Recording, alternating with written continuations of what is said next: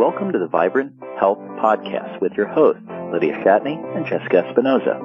Lydia is a nutritional therapist and founder of Divine Health from the Inside Out. Jessica is a real food wellness educator and founder of the website, DeliciousObsessions.com. Since this is a health-related podcast, it should be noted that the hosts are not licensed medical professionals. The information and advice provided in this podcast is not intended to diagnose, treat, or prescribe for any illness or health issue and should not be construed as medical advice. And now, here are the hosts of Vibrant Health Podcast, Lydia Shatney and Jessica Espinoza. Hi, everyone. Welcome to episode number 28 of the Vibrant Health Podcast. I am Jessica from DeliciousObsessions.com and JessicaEspinoza.com, and I'm here with my co-host, Lydia of Divine Health from the InsideOut.com. And today we're going to talk about some facts and some myths about cholesterol. So even though the tides seem to slowly be turning, cholesterol on the whole is still quite vilified in our world. But cholesterol is actually quite critical to our health, and without it, we would not be able to function. So it's our hope that we can shed some positive light on this critical part of our health in today's episode. So hey, Lydia, how are you doing today? Doing good, doing good. I ate plenty of cholesterol today, too. Hooray! And I'm still alive. Oh, that's good. Yeah, I'm just being a little flip here. But, you know, it's interesting because this topic is something that I've known about for a long time and just sort of taken for granted. But, you know, more and more I'm hearing people, they're getting thrown on a statin drug and because their cholesterol's too high, and then nothing else is done, you know, to help them get healthy. And you know, cholesterol still is determined to be bad, or it's viewed as that way. And we still have that mindset because we've been kind of lied to for so long. Same thing with the whole, you know, low fat and all these other things. So saturated fat's bad for you, red meat's bad for you, cholesterol, stop eating so many eggs, eat your egg white omelets, all that stuff. And, you know, I've kind of taken that information for granted in terms of just assuming people are, you know, understanding it too, but they're not. Right. It's still a big problem, and you still got people getting put on statin drugs all the time. Yep. Yeah, it's a huge problem, and people, you know, really, we have a lot of re-education to do in our world, especially here in the United States, regarding nutrition. Right. And, you know, we've got decades and decades of really, really bad science and politics. Really, this is a whole different topic probably, but, you know, the whole saturated fat myth, you know, saturated fat raises your cholesterol, which causes heart disease. That was pretty much based on politics and some really, really bad science whenever that started being pushed. Right. So there's not a lot that proves that theory, and things are starting to change. There's more and more studies coming out. You know, that article in Time magazine, what was that, a year or two ago, that, you know, kind of started questioning whether or not this was all really true. Like, should we be avoiding cholesterol? So things are changing, but we definitely want to try to share as much information as possible so that we can kind of speed up that process as much as we can. So there's a lot of people being harmed. Statin drugs are extremely dangerous. They have really, really bad side effects that are not usually discussed. And while there may be certain cases where a statin might need to be used in a rare situation, on the whole, they really are being prescribed like they're candy. Like just everybody needs to be on a statin drug. And so we really want to try to help people understand the function of cholesterol, why it's important, and then just arm you with some information that you can then, you know, talk to your doctor about if, you know, it came up where you needed to go or he thought you needed to go on a statin or something, then at least you have a little background about cholesterol and the role so that you can start doing your own research. Right. So let's just, I guess, dive into the basics of what cholesterol is and why it's important. Yeah, it is. It's really important for optimal health. And just to mention, we have not really just figured out heart disease and cardiovascular disease. It's only gotten worse. So obviously this whole low cholesterol thing isn't the answer. Mm-hmm. So cholesterol is actually the precursor or raw material we need to make hormones, our pituitary hormones, adrenal hormones, our sex hormones. And it's also required to help form vitamin D and our bile acids, which we need, so important to help, the gallbladder and liver and clear and digest. And then the liver makes about 2 grams of cholesterol daily, regardless of, what our dietary intake even is. So our body actually can make cholesterol too, because we can't really always eat quite enough. Cholesterol is actually really essential for your brain. And the brain is pretty cholesterol rich. It's about, 25% of the cholesterol in the body is in our brain. So if we're reducing all this cholesterol, what's going to happen to our brain?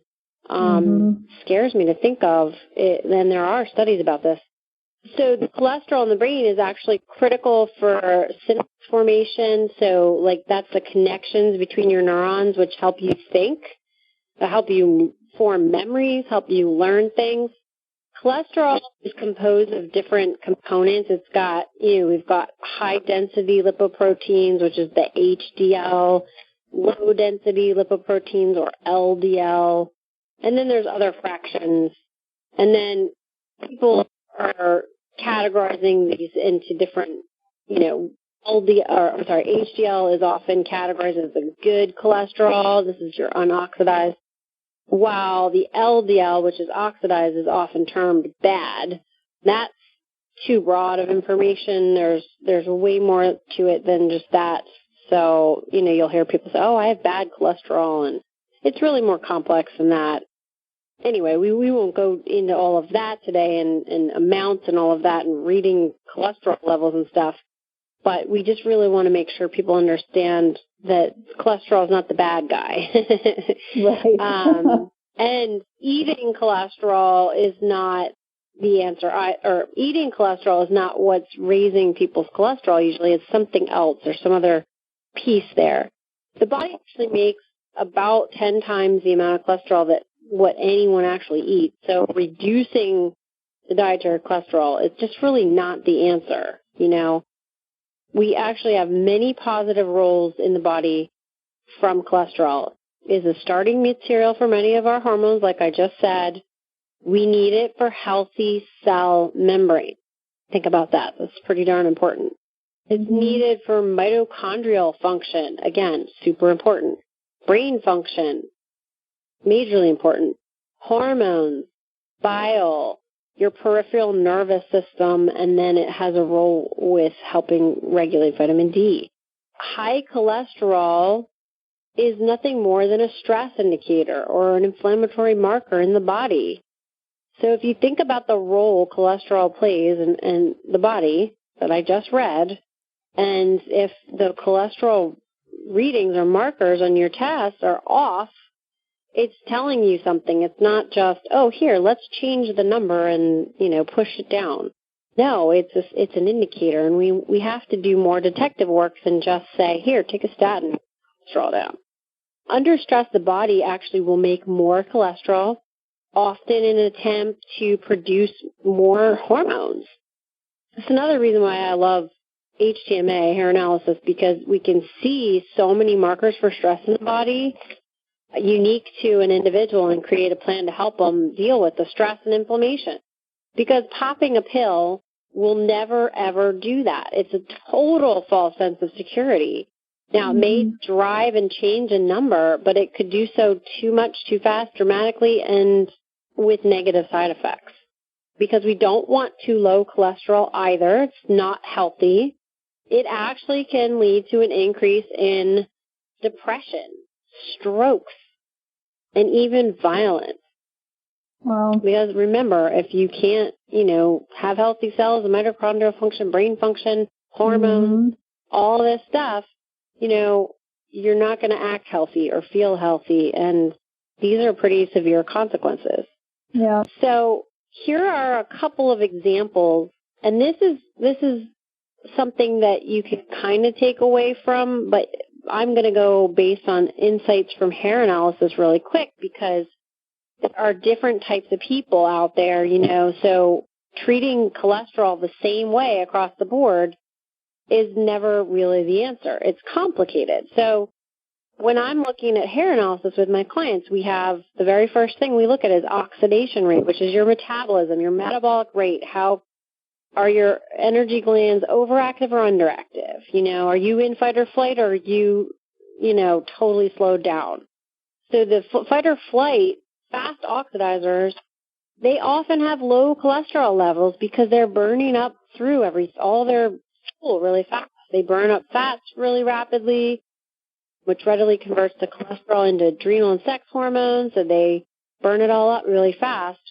They actually need more fat, more saturated fat, more dietary cholesterol, and they need to reduce the stressor and the inflammatory marker, but often that can be done through simply getting rid of too many starch carbs and, processed carbs and sugars and stuff like that. So I'm not sure why that hasn't taken in the mainstream, but that's where we all need help, right? Yes, absolutely. Long ago, we didn't have so much of this accessible to us, and now it's like what some people live on. They just live on refined carbohydrates. Anyway, so just removing that can actually relieve huge stress in the body and help, balance the blood sugar, which can actually have an effect on elevated cholesterol. So if you have imbalanced sugar, which, I don't know who doesn't, that alone could be affecting your cholesterol readings. And does that get addressed? Often not. So anyway, that's just one example. So instead of avoiding fat, these people need to be avoiding like sugar. Anyway, and then you have people who are not in fight or flight. They're just totally in this unhealthy parasympathetic state. Their bodies are just really slowed down. They don't handle fats as well as the fast oxidizers. They need it, but not anywhere near as much. And these are the people who can end up with high cholesterol because, in part, their adrenal glands are really tired and they can't adequately convert cholesterol to hormones. So there's an underlying reason why their cholesterol ends up high. So just trying to push down that number without doing anything else is just never going to fix the problem. All right. That makes a lot of sense. Actually, I hadn't made that connection between the adrenal glands and the higher cholesterol levels potentially because of that conversion not happening. Right. And these are just a couple of key things in different people. You've got fast and slows. So I just, that's just a couple of things right there. But there's more. Should we talk about more? Yes. So let's talk about what factors can potentially affect our cholesterol readings. And then maybe if we can touch a little bit about the risk for cardiovascular disease, because ultimately that's the whole issue here is that we have this thought that high cholesterol is going to give you a heart attack or heart disease of some sort. So let's kind of touch on those if you don't mind. Yeah, I think this is so important because it's really not being addressed, especially if you are just getting a blood reading and being given some type of statin. And that's it. That's literally it. In some cases, they'll test a few other things and you may end up on another medication and watching your blood pressure and blah, blah, blah. They'll say, get more exercise, stop drinking so much alcohol, some real basic stuff, but it's never enough. So there's a lot of factors that can increase stress on the body and have implications on the body that lead to cardiovascular disease and can affect these readings. So here's one. Copper deficiency. I love copper. Copper is such a fascinating, complicated mineral. The copper deficiency is actually associated with atherosclerosis. So a lot of times these people who I saying are in fight or flight, they're burning up their fuel and their fat and their nutrients. They are the ones that often have copper deficiency. And that's typical. That type of personality or person ends up with something like atherosclerosis. Copper is also required for connective tissue synthesis, which that's pretty huge too. Low thyroid activity, which are your slow oxidizers in that unhealthy parasympathetic, really sluggish, slow down state, that's also associated with heart disease. If you can't get enough thyroid hormone, there's a lot of problems there, right? And it's not uncommon for people with hypothyroid to also have high cholesterol. And I'm assuming that is because of that same thing with the adrenal glands, that it's not being, that cholesterol is not being converted into an active thyroid hormone. So it's just circulating in the blood. Yeah, and a lot of times low thyroid activity folks are not getting, even if they're making adequate hormone or remotely adequate, it's just not getting into the cells effectively. There's kind of like a block. They have inadequate mineral balance. They got some things going on, and so it's pretty complicated. Yeah. Zinc deficiency and cadmium toxicity cause hardening of the arteries. Magnesium deficiency. Pay attention, people. If you haven't gotten on the magnesium bandwagon yet, please listen to our magnesium podcast and keep magnesium in the forefront of your brain here. That was, I think, episode 17, if you go back in our archives and listen to it, all about magnesium. It's so really important. It could save your life. I'm not even joking here, because if you are so depleted in magnesium, it's really risky. So it's related to high blood pressure and heart disease. So please, start getting informed about that. Maybe ask your doctor for an RBC magnesium blood test at least. And if it's less than 6, you've got work to do. Anyway, that's pretty important. Then we've got elevated homocysteine. This is, there's a lot of reasons why we could have elevated homocysteine, but this is another marker, and there's a lot of pieces getting those levels right. So we need certain nutrients. Homocysteine is an amino acid, and it can be reduced by adequate intake of folic acid and B6. So we can have total problems with our homocysteine in general, and that's going to affect our vascular system. So other vitamins and minerals are needed to combat stress. So, when we are stressed, we burn through these things very quickly. So if we're not replacing or not reducing stress and really learning how to rebuild, the integrity of our arteries is going to become impaired, Another awesome mineral, chromium. And I did a guest post for you on this very mineral. Chromium supplements have been shown to lower cholesterol, and that's not good either. And also manganese, that's another one. B-complex, vitamins, other nutrients needed for carbohydrate metabolism. So chromium helps us with, regulating our blood sugar. And if our blood sugar is all screwed up, then we can have elevated cholesterol and blood pressure and all kinds of things. Overall inflammation. Chromium's really a big player there.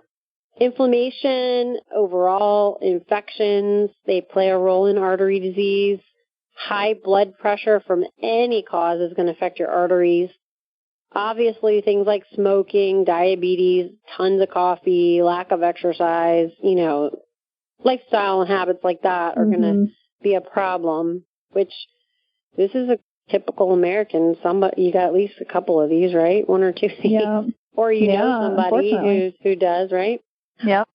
Then we have actual oxidant damage from these crappy oils we've been eating for a long time, these, refined processed vegetable oils that in order to have a good shelf life have all this crap added to them, and it's just really bad for your cells, doesn't make healthy hormones, causes a lot of oxidation in the body. And so, this is a real problem that we've had to deal with for the last, 50, 60 years. Yeah. Yep. Hydrogenated oils like margarine or, in store-bought salad dressings or store-bought mayonnaise or all these fried foods you're getting from restaurants, because none of that oil is good. They all contribute to cardiovascular disease, and it's in everything. So even these new margarines that don't contain trans fatty acids, no amount of bad fat is any good for you. So it's a real problem. And chlorinated and fluoride drinking water, that's a big problem too. That's something that is really pervasive.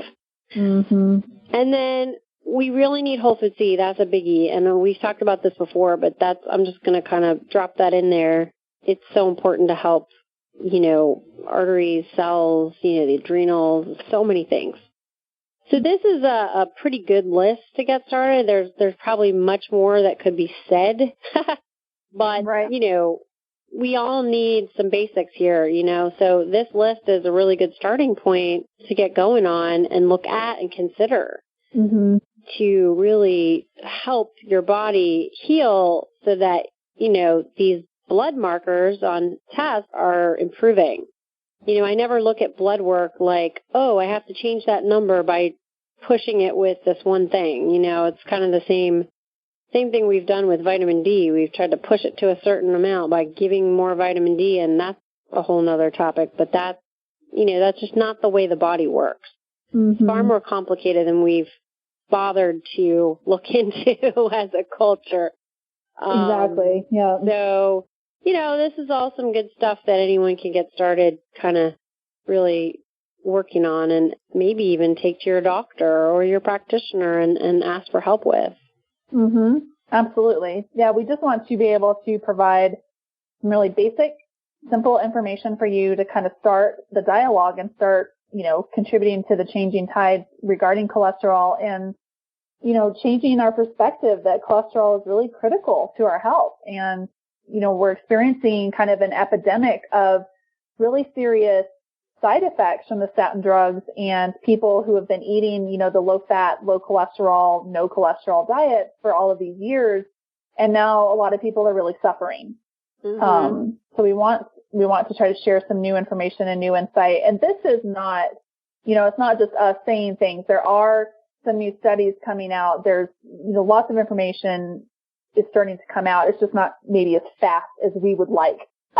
Yeah, we're really behind on this one. We are. Way behind. Awesome. Yeah.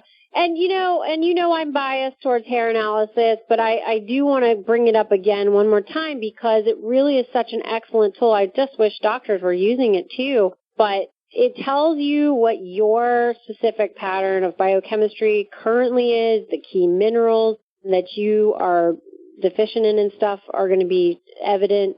And there are so many minerals that play a role in regulating your cholesterol. So I really think the mineral piece is worth looking at when you've tackled some things and you still need help. Things like copper, magnesium. Please, please, please look at magnesium. Potassium, manganese, zinc, chromium, just to name a few. If you're not quite there yet and you're not ready to do something like a hair analysis, please just look at some of the stuff we talked about. Definitely look at magnesium. And I can't really tell you what supplements to take because, I don't know where you're at. So we can't come on here and say, here, go take all these minerals right now and you'll be fine.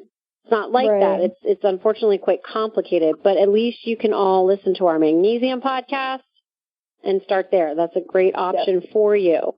But you can focus on whole food C as well. The body can't utilize copper. It can't metabolize cholesterol. It can't make hemoglobin and a host of other biochemical essentials without this whole food vitamin C.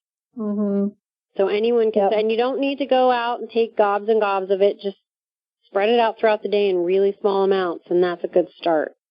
And we've covered that, so please go and check those out and get started there. And keep the hair analysis in the back of your mind because it really is a powerful tool. I had a guy this past year who he was in fight or flight. He had really high sodium and potassium, so he had high blood pressure, high cholesterol. His doctor had him on a bunch of meds. Anyway, we got started. Oh, he was drinking Monster Energy drinks, caffeine. He felt like crap. He just felt like little crap. And so I didn't do a whole lot with his diet. I just switched his drinks and put him on his, minerals and his, support. And when we had our next call, he said, my doctor was surprised when we did our blood work, everything was so much better and he wasn't worried about me anymore and he didn't understand why. And he said, whatever you're doing, just keep doing it. Awesome. So, and he was like, he's just kind of mind blown about it all. So it really is. It goes to show that basic nutrients are so imperative to our overall health, and most of us are just not getting that adequately. So, absolutely. Well, awesome. Is there anything else that you want to add today, or any main takeaways for our listeners? Well, I did want to talk a little bit really quick about statins, just because, Okay. There's far more that goes into your risk of heart disease than just your cholesterol levels, And statins are really not the answer, because they're used to lower cholesterol just to reach a certain number goal on a lab test, which I don't know if anyone else has noticed, but that has dramatically changed. They kept lowering it and lowering it and lowering it and lowering it. Have you heard about this? Oh, yeah. So I've seen it. why are they changing my own lab? Yeah. Why? And it's been a lot, and it's been frequently. It's crazy. And anyway, so that's kind of interesting and a little bit questionable, right? Of course, we always are learning, but it's been pretty dramatic. But anyway, statins are never going to deal with the underlying inflammation, the underlying problem that's affecting these altered readings to begin with, okay? And they really have some bad side effects, and there really is now more and more evidence coming to light and showing that statins may actually make your health worse. Mm-hmm. In the short term, it could seemingly be helpful, and in some cases it may be. But there are problems with statins, and there are side effects like muscle weakness, reduced thyroid function by inhibiting the conversion of T4 to T3, memory reduction, because remember, we need cholesterol to help have good memory, reduced immunity, and then they can deplete some vital nutrients. And so if you're not taking these nutrients with the statins, at the very least, you're losing it all, and that's a big problem. So we've got things like CoQ10. A lot of our people on statins are older, and CoQ10 is already something that's difficult, and it's really important. Zinc, vitamin E, K2, healthy lipids, and if we're just not being told about this, and a lot of people aren't purposely getting these nutrients in their diet in adequate amounts. Mm-hmm. So it's really, the drugs that are used to lower cholesterol can have side effects that are just not worth it, especially if you're on these things long term. Yeah. Isn't anybody questioning, why is my cholesterol still high? Why is there still a problem? Why do I have to be? Some people are told they have to be on statins for life with no explanation as to why. Mm-hmm. Yeah, so we really have to learn to start asking questions. Our medical system is not set up in a way that they do investigation and that they're looking for root causes. Our doctors are busy, the practices are busy, so really a lot of the focus is trying to placate the symptoms or maybe put a Band-Aid on it temporarily, but never really addressing those root causes. And if you start addressing the root causes, a lot of times these issues will resolve. So we just have to start asking questions and start becoming your own health investigator. Start getting curious about, well, why is my lab showing this? Like, what is going on with my body that's creating this problem? Right. Really it boils down to some simple things like improving the diet and the lifestyle, balancing your body chemistry through proper supplementation, reducing stress, learning non-toxic practices to incorporate into your life. All of these things, as you work on them, will really help. And they are great ways to control and regulate the cholesterol in the body. Some cases, people are going to have deeper issues, but you know what? Even just putting this stuff into place can go a long way. And really, it's going to, improve your quality of life in general. So, absolutely. Awesome. Well, I think that's a good wrapping up point. Sorry, I think I missed part of the notes whenever you started talking about the statins. So I was going to cut you short there. So I'm glad that you went into that a little bit. Yep. Yeah. Yeah. And check out all the links we've got for you to do more reading so you can start getting better educated on this. And if your doctor is just like, oh no, you need a statin, rah, rah, rah. Listen, you can go and get a second opinion. You can, it's your body. And no one is more invested in your own health than you are, not even your doctor. No offense. I think we need doctors and, they can be very helpful, but the tide of, care that is current is very typical where people are not getting deeper answers. So I agree. be informed and go forth and be healthy. Make be improvements. Well. Yep. Mm-hmm. Yep, absolutely. Awesome. Well, we will go ahead and wrap up, but we'll see you guys again next week. Thank you for tuning in. We really appreciate you listening. Have a great day. Thank you so much for listening to the Vibrant Health Podcast. We really appreciate you taking time out of your day to listen to the information we're sharing. If this information resonated with you and you know others who could benefit from it, we would love it if you'd share it with them. We'd also be very appreciative if you could leave us a review on iTunes or Stitcher. If you're on our sites or YouTube listening to this, we'll have links down below where you can leave a review. If you're on your phone listening through the app, you can also leave a review directly through the app. It only takes about a minute, super fast, super easy, and your shares and reviews help us reach more people with our message of health and wellness. So we really, really appreciate your support. If you're looking for more information on health and wellness in general, both Lydia and I have a ton of information on our sites. You can find me over at jessicaespinoza.com, which is my main practice website and where I offer my 21-day sugar detox coaching. And in the future, I'm going to be offering nutritional therapy coaching as well. You can also find me on deliciousobsessions.com, which is my main real food and natural living website. You can find Lydia over at divinehealthfromtheinsideout.com, where she offers nutritional therapy consultations and hair tissue mineral analysis services for those who are ready to take their health to the next level. Lastly, if you have any suggestions for topics you'd like us to cover in future episodes, we would absolutely love to hear from you. We want these podcasts to be as informational and inspirational as possible, and we'd love to hear from you and understand exactly what you would like us to cover. You can email us or leave a comment below or even give us a shout out on social media. We both look forward to serving you and inspiring you to live the healthiest, happiest lives possible. Thanks for listening.